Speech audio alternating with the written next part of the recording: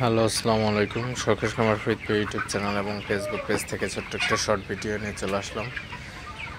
তো আমার ব্রয়লার মুরগিগুলা বিক্রি আসলে প্রায় শেষের দিকে। তো অল্প কিছু মুরগি আছে আমার খামারে এখন বিক্রির মতো। তো আজকে প্রায় 600-700 কেজির উপরে মুরগি বিক্রি করা হয়েছে, 700 কেজি প্লাস বিক্রি হয়েছে। তো অল্প কিছু মুরগি আছে।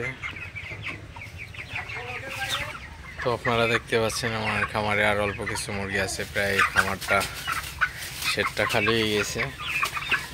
তো যা আছে তো সকালবেলায় নিয়ে যাবে এই মুরগিগুলা। তো তারপরে নতুনভাবে বাচ্চা উঠাবো।